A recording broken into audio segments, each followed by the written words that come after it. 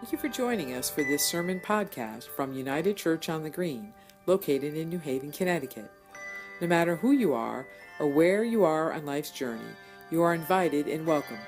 If you enjoy this podcast and would like to learn more about our open and affirming ministry at United Church on the Green, please visit our website at unitednewhaven.org. Thank you.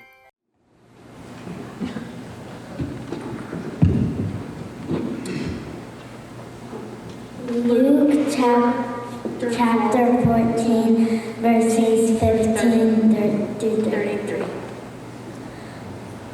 When one of the dinner guests heard Jesus' remarks, he said to Jesus, "Happy are those who have feasted in God's kingdom."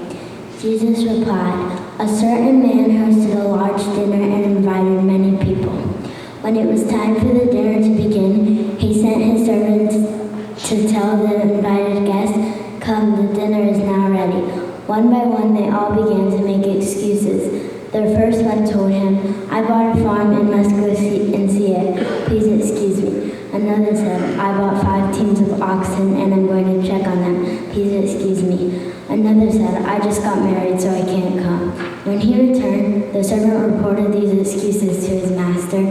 The master of the house became angry and said to his servant, 'Go quickly to the streets and the busy ones and the side streets and bring the poor, crippled, blind, and lame.' The servant said, 'Master, your instructions have been followed and there is still room.' The master said to the servant, 'Go to the highways and back alleys and urge people to come in so that my house will be filled. I tell you, not one of those who are invited will taste my dinner.'" Large crowds were traveling with Jesus. Turning to them, he said, "Whoever comes to me and doesn't hate father and mother, spouse and children, brothers and sisters, yes, even one's own life, cannot be my disciple. Whoever doesn't carry their own cross and follow me cannot be my disciple. If one of you wanted to build a tower, wouldn't you first sit down and calculate the cost to determine whether you have enough money to complete it? Otherwise, when you have laid the foundation but couldn't finish the tower, all who see it will begin to belittle you. They will say, 'Here's the person who began construction and couldn't complete it.' Or what king would go to war against another king without first sitting down to consider whether his 10,000 soldiers could go up against the 20,000 coming against him? And if he didn't think he could win, he would send a representative to discuss the terms of peace while his enemy was still long off. In the same way, none of you who are unwilling to give up all of your possessions can be my disciple." The word of the Lord.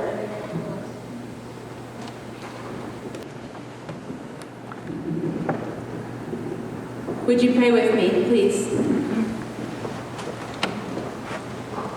Lord, may the words of my mouth and the meditations of all our hearts be acceptable in your presence, for you are our rock and our Redeemer. Amen.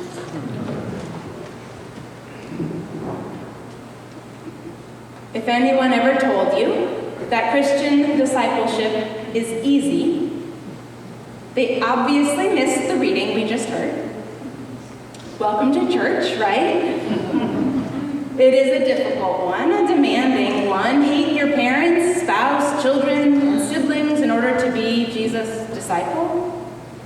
Hate even your own life. Carry the cross when you and I both know where that led for Jesus. Give up all your possessions. Welcome to church, indeed. Aren't you glad you came? It is tempting to try to soften these pronouncements, to smooth them out, to explain them away. Jesus was being a little dramatic, like many prophets before him, using colorful language to catch people's attention, but maybe he didn't really mean it. Surely he didn't really mean that his followers should hate their families. After all, he was an observant Jew, steeped in the tradition of the 10 Commandments, which includes an unambiguous instruction to honor one's parents. And elsewhere in the Gospels, he's recorded as saying, "By this they shall know that you are my disciples, that you have love for one another. Surely he wasn't actually instructing his disciples to despise even a single moment of their one wild and precious life.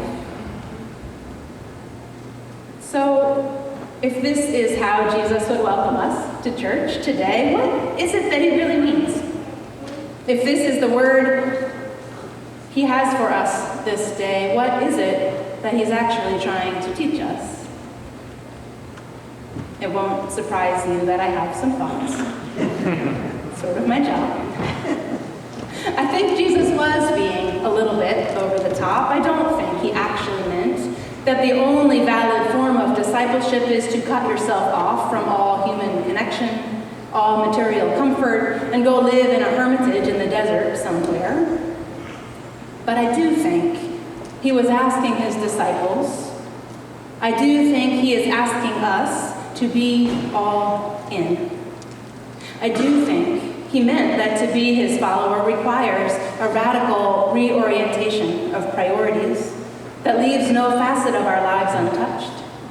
Our families, our finances, our education, our employment, our enjoyment. I do think he meant that if we choose to follow him, we'll be called to make sacrifices, to relinquish things that are precious to us, whether relationships or resources, privilege or power, appearances or expectations, our own or somebody else's, in order to respond to his call. And although this is not the easiest thing to hear, in the end, I am grateful that Jesus is so honest about the cost of discipleship, because that means that when we run up against it, when the going gets tough, we won't automatically think we're doing something wrong, but rather know we're doing something right. There is no bait and switch here. It is not an easy truth to hear. It feels like a lot to ask, and honestly, it's not the reading I would have chosen for Gathering Sunday if I were the one selecting the readings in the lectionary. But in the end, I'm grateful that Jesus calls us to such radical reorientation, because it is that shift that makes it possible to live into the kind of abundant life, the kind of beloved community that God promises so assuredly and that we need so deeply. The kind of world where when one sheep goes missing, the shepherd leaves the 99 and goes in search of that little lost lamb, and picks her up on his shoulders and carries her home rejoicing, whispering sweet nothings in her woolly little ear.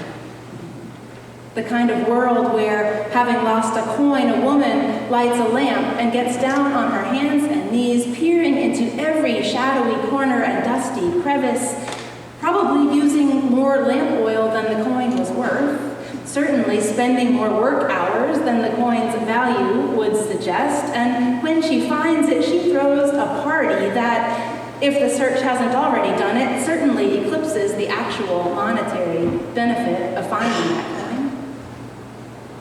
The kind of world where a son who cut himself off from his family, who traveled as far away as he could get and squandered everything he had, who finally came to his senses and limped wearily home, hoping beyond hope that he might be hired on as a servant.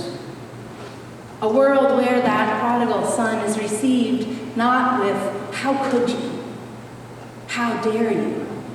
I told you so," but with a banquet, with a celebration, with fatted calf and signet ring, and "Oh, my child, I am so glad you are home."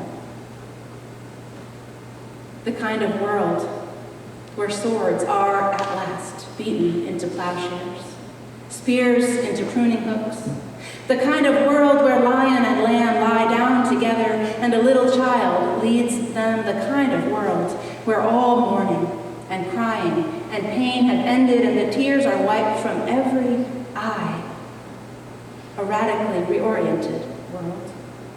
The kind of world where, when those who are powerful come for those who are vulnerable, then we who love God with all our hearts and minds and souls and strength, and our neighbor as ourselves, we who are all in, understand that it is our call to show up and to speak up on behalf of the lost lamb, the missing coin, the prodigal child, the widowed, the orphaned, the refugee, the immigrant child, taken from her parents, detained in a cage, the transgender youth who's living on the streets, the woman who is pregnant and doesn't want to be, the Muslim threatened to the registry, the poor, the people mostly poor, mostly black and brown, who are incarcerated for minor offenses or crimes they did not commit, the teachers and children who spend instructional time on lockdown drills.